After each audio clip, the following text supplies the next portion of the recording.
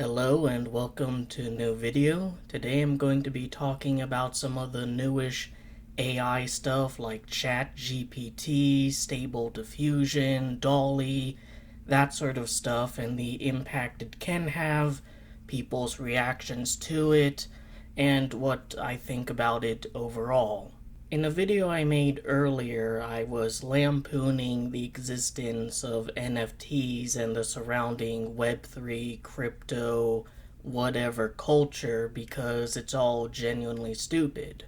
But it was also a big fad and couldn't have come at the right time when everyone was effectively still locked in their houses or wanted to avoid going out as much as possible. Like any fad, it had its apex and now it's dwindling, but there was also a significant amount of pushback preventing it from being mainstream. Any game studio that announced they were going to include NFTs, such as Poppy Playtime or Stalker 2, were quickly bullied by the internet rightfully into submission because NFTs are fucking stupid. Now, to some people, this latest AI craze is just the next big fad, and I think for many people it kind of is. You play around with ChatGPT, you have a little bit of fun, and then you move on to something else.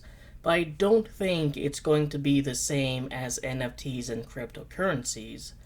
With NFTs and cryptocurrencies, the primary peddlers of that stuff could not find a way to explain it in such a way that someone approaching it for the first time and is most ignorant of the subject can realistically think of an actual good use for it. They often peddle, oh, we can have plane ticket NFTs, but we already have plane tickets.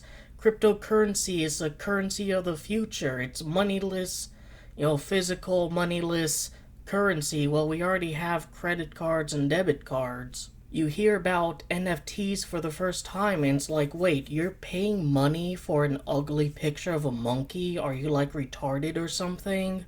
That's not the case with ChatGPT or Stable Diffusion.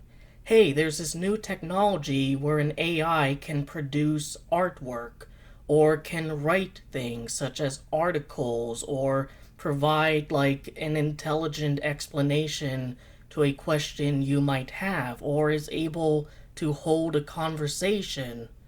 No one needs any further explanation to see how that would be immensely useful. Oh, you used an AI to draw a picture of Princess Peach? Oh, that's actually pretty cool. What else can it do? Now, I've been quite fascinated by some of these AIs because I really enjoy trying to figure out how the AI thinks. And similar to how people who study ancient language, misspellings are worth their weight in gold because it gives you an idea of how that word might sound.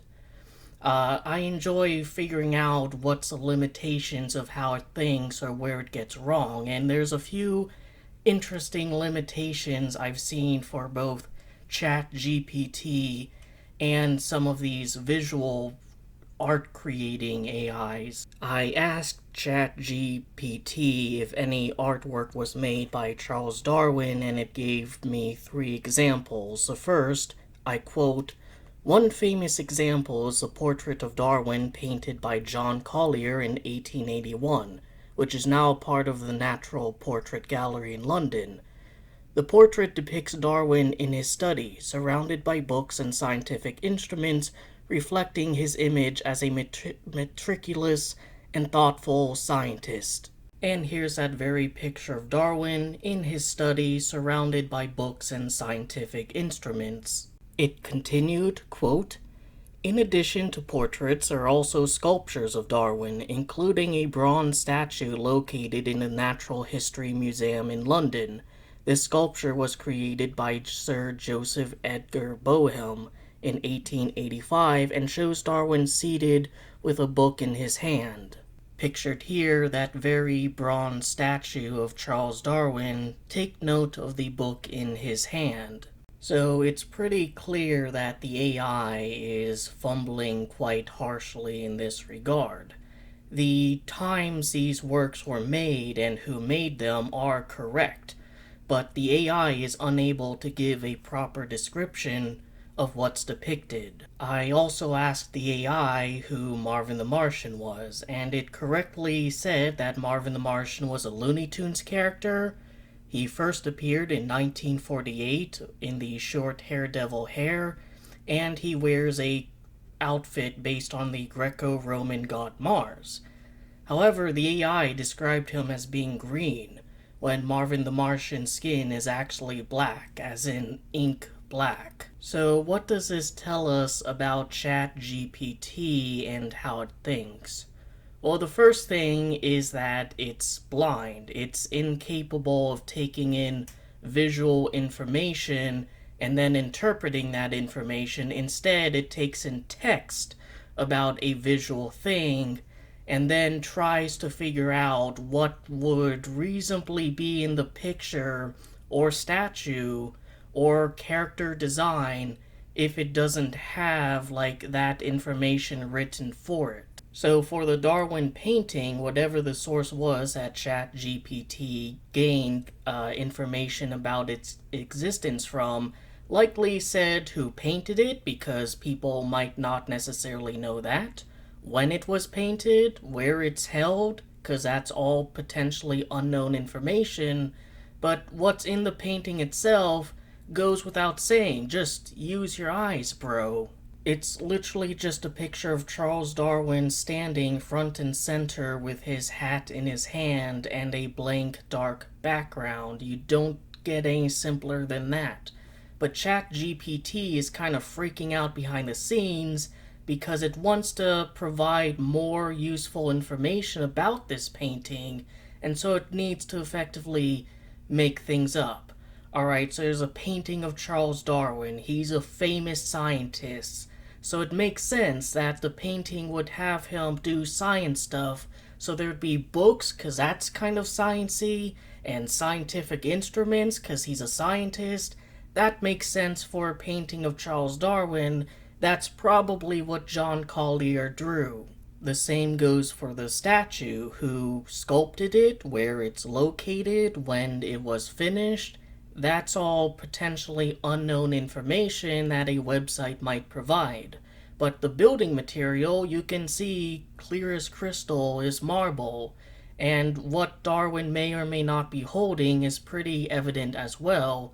But the AI, again, wanting to relay a little bit more information and describe something visual when it's incapable of taking in the visual, adds in superfluous details and makes guesses, educated guesses, based on what one would expect a Charles Darwin statue to be made of and to feature. Alright, so the chat-based, text-based AI model, surprise, surprise, can't handle pictures very well. What about things that could be conveyed strictly by text? For very surface level, introductory, maybe intermediate hobbyist information, I think ChatGPT does a good job at relaying accurate info. However, once the subject matter becomes a bit more obscure with less resources at hand to draw from, the information becomes clumsy and downright made up at times. Sticking with the topic of Charles Darwin, I once asked ChatGPT, has Edward Aveling, a 19th century socialist and atheist, ever met Charles Darwin? Now, historically, yes.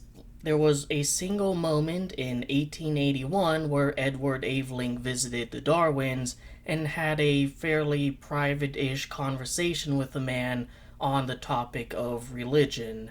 One of Darwin's sons was even in that conversation and was willing to say in his own writings that Aveling represents the meeting accurately in terms of what was said, but thinks Aveling reads a bit too much into what Darwin said in relation to how much he might agree with his own rather staunch views. According to the AI, however, the two of them were practically friends, with Aveling visiting Darwin multiple times and even marrying one of Darwin's daughters, Eleanor.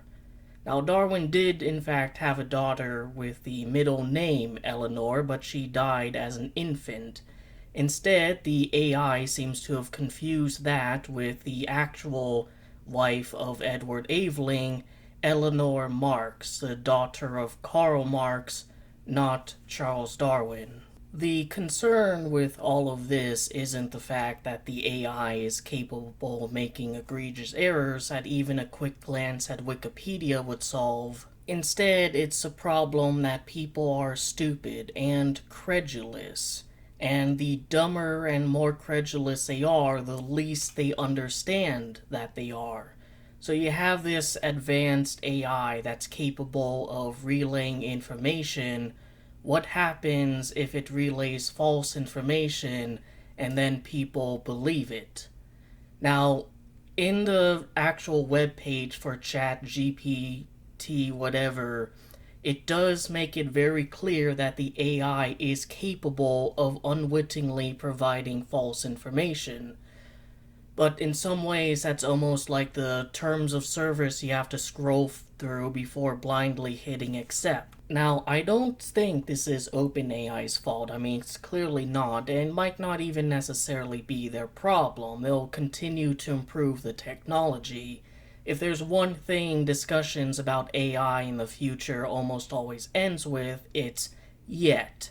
The AI isn't able to do this yet. And unlike all the crypto shitters still saying we're early, mass adoption soon, there's reason to think that the yet actually carries some weight. Instead, this is a firm issue of critical thinking skills and not just accepting something based on what you presume to be an authority on the subject, in this case the AI, tells you. One area this stuff is going to buttfuck absolutely everyone is in the realm of academia. Because how exactly can a teacher tell if a student's paper was written by an AI or their own through doing their own research? Well, there's a few programs at hand that's capable of making an assessment, but they're also very capable of making false positives. And if you want to see a student no longer give a shit about his education, tell him that the paper he wrote with his own two hands was written by an AI. He will give the fuck up or drastically lower the quality of his work to ensure it's impossible to mistake it for an AI. Like even here, the rather salty language I use to describe the scenario is almost a signifier that I'm speaking my own words here and not just relaying what ChatGPT told me to say on the topic of AI and automation and that sort of stuff. In a job that's already criminally overworked and underpaid, now teachers have the duty to weed out bad actors and punish them while rewarding good actors and needing to distinguish between the writings of an AI and a human being. Every single essay from then on is effectively a Turing test. Now, there are sensible solutions, like essays being done in class maybe as a final test of sorts, rather than as homework so the teacher knows for certain that they're not being relayed to by an AI. I've seen one very interesting, and I actually very much like it, proposal where in class they have the AI answer a question on the subject, and then the students research what the AI wrote to determine if it got that information right or wrong, not only teaching them that maybe an authority like an AI isn't necessarily right, but also promoting critical thinking skills and research. But of course, this is the education system, the thing that everyone comes out of saying, God damn, that totally fucking sucked, but no one is able to really think of a sensible solution or enact a sensible solution. So that's how it's gonna be going forward. Little Johnny is going to get an F on his essay because he forgot to add in some racial slurs to distinguish his humanity, and the AI that the teacher uses to determine if it was written by an AI determines it was written by an AI, and of course, the AI can't be wrong. In addition to academia, this technology is going to impact fields like journalism, advertising, and screenplay writing. And some people do see the writing on the wall. One of the stipulations for the current writer's strike is a minimization or abolishment of use of AI in place of an actual human writer. Writing is something the AI is strangely competent at. Whether it's pitching an idea for a movie or writing lyrics, the AI is able to do a far better job at that than I am. But yeah, anything that requires putting something into words is going to be drastically impacted by this in the future. And you can continue to argue, as I have, about certain inherent limitations, but I can slam my fist on the table in response and say, yet. The art world is especially tilted at the emergence of this technology, and for some fairly good reasons.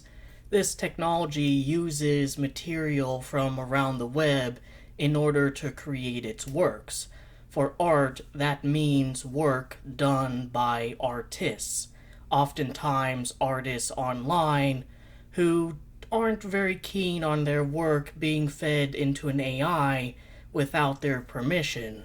Now, personally, I think if an AI model uses your work and it's just some dude who wants to generate a picture for fun, no harm, no foul. But if someone is looking to sell AI art, yeah, he's a shithead and he should probably stop. One of the arguments used by artists against the AI is that the AI is not creative, but I disagree with this. Creativity is being able to take existing elements and combine them in novel ways. Rather than just drawing, say, a castle, you look around at different castles and then you combine the different elements to make a unique looking castle. That's exactly what the AI does. It is definitionally creative, even if it lacks an understanding fundamentally of what it's actually creating. The fact that programs like Stable Diffusion initially had such arduous trouble drawing hands to the point where you can pinpoint an AI image based on if the hands are totally fucked is an amusingly hypocritical war cry from the artists, because in the art world, everyone there would tell you drawing hands is really difficult. You're bullying a software for something you struggle with. And with that being said, use too. Stable Diffusion has improved exponentially in that regard. The ever dreadful yet.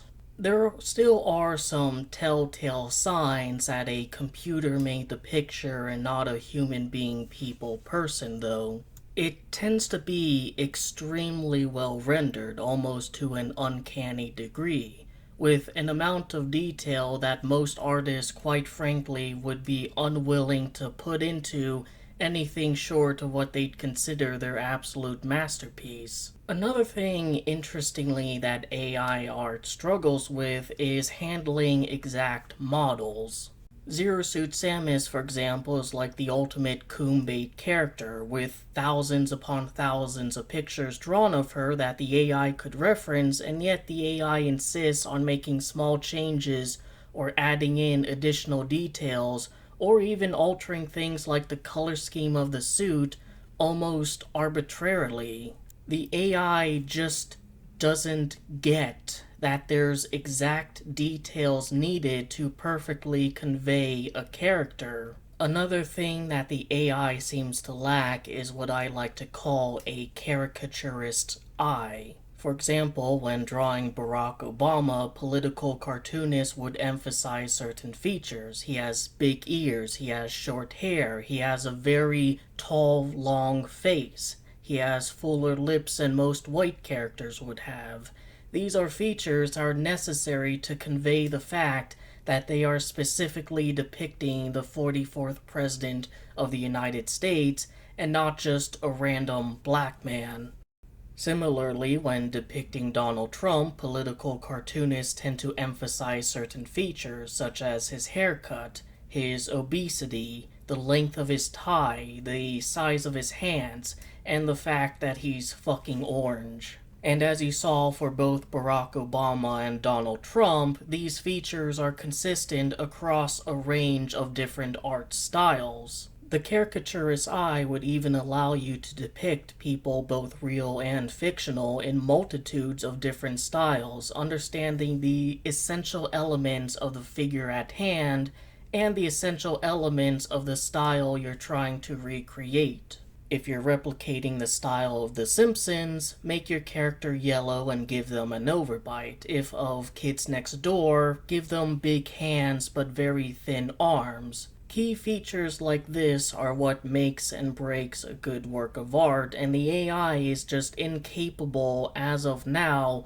of truly understanding the little details that ties everything together. It gets potentially even worse because what the AI draws is based on what the inputs are. We've seen it struggle quite a bit with certain details of Zero Suit Samus, but it's able to get the major features right.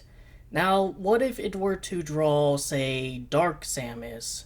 Well, the AI might be inclined to draw the kind of recolor Zero Suit Samus that's a popular depiction of her, rather than the more accurate portrayal that she has in the actual games, where she's this blue skeleton creature. Or what if you ask the AI to draw a character that quite frankly doesn't have a lot of material to go off of?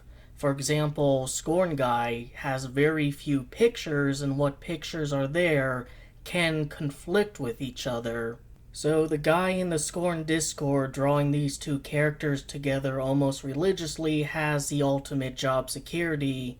But what about the larger picture? Why are artists so upset at AI art? Well, one of the major reasons, which has to be responded with so you don't actually hate AI, you hate capitalism, is the prospect that multiple companies would hire less and less artists and then just put that work for the AI. But like I said, that's a problem of our economic system being based on infinite growth. Every company needs to make more than they did previously, rather than we'll make enough to sustain ourselves and maybe even thrive a bit. Rather than good job everyone, we did the thing, it's get back to work, the thing too needs to net us even bigger bucks. And AI saves them on the development of Thing 2 because maybe they don't have to hire as many artists, or could use AI as a shortcut to certain things, like say in a video game, the assets or concept art, and that saves the company money, and that allows Thing 2 to net an even greater profit. Now, make no mistake, this is a huge problem, and it is a huge problem for artists, but it's also not a unique one, because in my room I have a ton of old-timey movie posters, like The Day the Earth Stood Still or The Invisible Man, and all of these posters were hand-painted by an artist.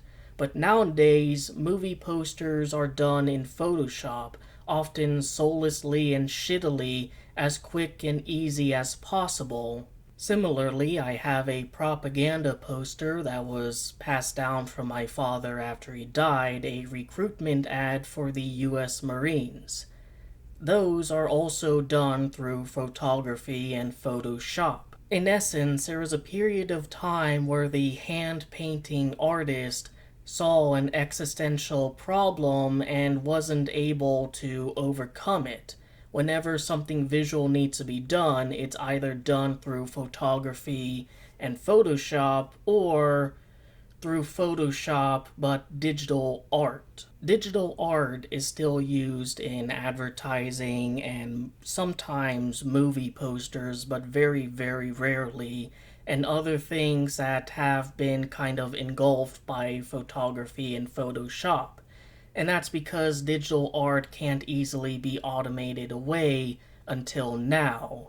And now the artists who used to have some job security because they know how to use digital art programs are seeing the writing on the wall with the fact that an AI can produce digital art. The benefit of digital art is the fact that it actually opened up art to vastly more people who might have otherwise been restricted by the cumbersome cost and materials of traditional art. Additionally, things like layers and Control Z have made creating art, good art, far easier than ever before. In that sense, there are significantly more digital artists today than there could have been traditional artists in the past, and all of those people could effectively eventually be replaced when AI becomes sufficiently advanced that companies would rather make the AI generate an image than pay an actual artist for his labor. Another thing artists take umbrage to is when people who generate these AI images then go on to call themselves artists, and I think I'm with the actual artists on this, because the people generating these images are typing in prompts and having some other asshole do it. They could argue they're commissioners or patrons of the AI art, but they are not artists. By virtue of the fact that your actions has led to a picture being made, you're technically allowed on the council, but we do not grant you the rank of artist. Now, maybe if we were living in a significantly less shitty world, I'll just imagine that, and there was like these brain computer interface implants, and it's possible to kind of download the skills of an advanced artist into your head. That would be different because you would still have to go through the work of making the picture. The fact that you got to that step more easily than, say, any artist in the much shittier world is a limitation of technology and availability more than anything. For example, you wouldn't say that people who race cars in 2023 aren't racers because they can make their cars go significantly faster by virtue of new technologies not available to racers in like 1930s or 40s. They still have to turn the wheel and press the gas, and in this case, a person would still have to create the picture bottom up. So effectively, anyone involved in the field of writing or digital art faces an existential risk. And the more of those yets we cross, the greater the risk is. The utopian vision of our ancestors, where technology, robots, and AI are doing all the things we don't want to do, leaving us with leisure and prosperity, is being dashed by the very real dystopian cyberpunk existence that we live in today, where things we would want to do, art, writing, poetry, could be offhanded to AI by corporations, and people who want to do these things are going to be doing them for free or are going to be far more restricted from being able to make a living off of them. Now, make no mistake, no matter how good the AI gets, even if it can produce an intricate novel with twists and turns and complex characters, or the most beautiful work anyone can ever see, the indomitable human spirit will ensure people still want to make art, people still want to write, people still want to express themselves creatively. The problem is, you gotta make money if you want to live, and some people make money through creativity. This would be solved yesterday by the implementation of a thorough universal basic income that's sufficient to cover life's necessities, but of course that's not very good for any corporation who wants people under their boot heel, because what happens when someone with a shitty job says, hey, I don't have to work this in order to survive, so incentivize me to work here through maybe a higher wage or lower hours or stuff like that. The only thing that people can realistically do right now is strike and protest, which is precisely what writers are doing. And I hope that it's not too late for them, or that these companies don't pull any funny games to ensure this doesn't ever happen again. But as it stands now, lower rung jobs such as plumbing, electrician, hospice worker, fast food worker, stuff like that have the ultimate job security because it's much harder to build a body that needs to interact with potentially novel environments than it is to build a mind that's able to imagine a picture. So I'm not upset that AI hasn't taken over these shitty jobs. I'm aware of the kind of brute fact that it's harder to automate physical jobs and mental ones. But still, the way society would handle this problem of multitudes of artists and writers being displaced and maybe not having the skills necessary for other jobs more physically involved needs to be solved and solved sooner than later. So yeah, those are my thoughts on AI art and AI writing. It kind of ended up being a harsh critique on capitalism as it exists today, like quite a few of my videos have ended up being. But nonetheless, I hope you enjoyed the video, that I gave you something to think about and otherwise entertained you. Take care.